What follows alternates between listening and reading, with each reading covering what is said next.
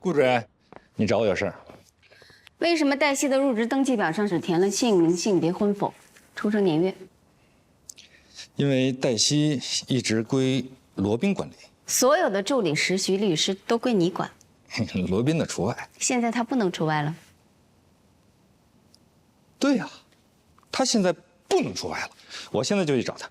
为什么不是他来找你？他桌上的电话坏了。那也要他来找你。你现在是高级合伙人，所有事都得按照规章制度，不能像以前那样。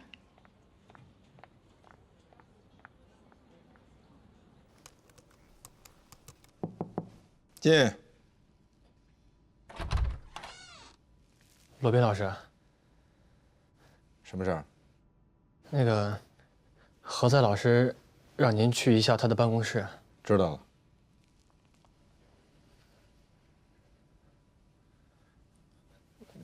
何塞老师说，让您现在就去。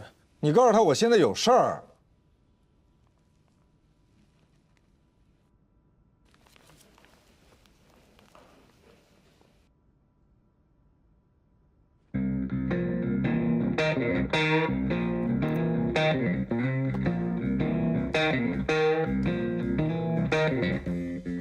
小伙子，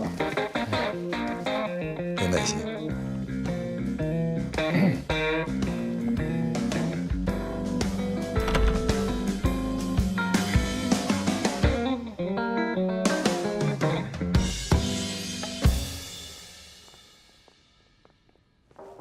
进。何塞老师，罗宾律师到了。你去吧。啊。什么事儿？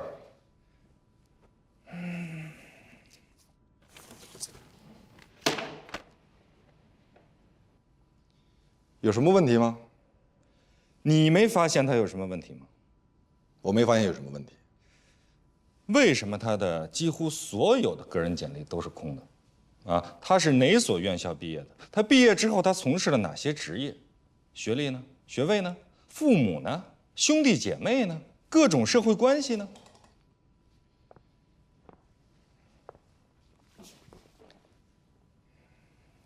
我不能告诉你，为什么？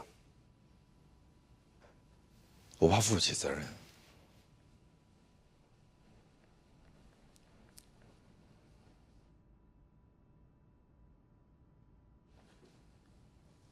她是谁的女儿？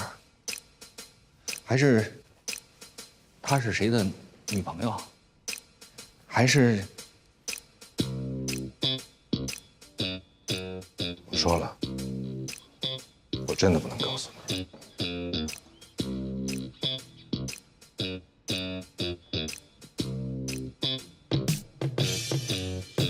罗宾怎么样？问了没有？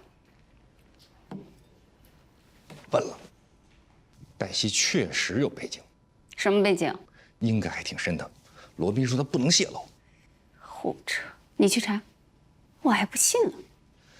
我认识罗宾20年了，他桀骜不驯，独来独往，谁的账也不买。可是对于黛西，说句实话，如果黛西没有什么背景的话，罗宾一个什么人都不忍的人，为什么要忍她呢？而且这姑娘刚刚到我们律所的时候，就得罪了最大的客户，当时把封印气个半死也没辙。我估计封印应该也知道她的背景。我说他怎么敢那么对我说话呢？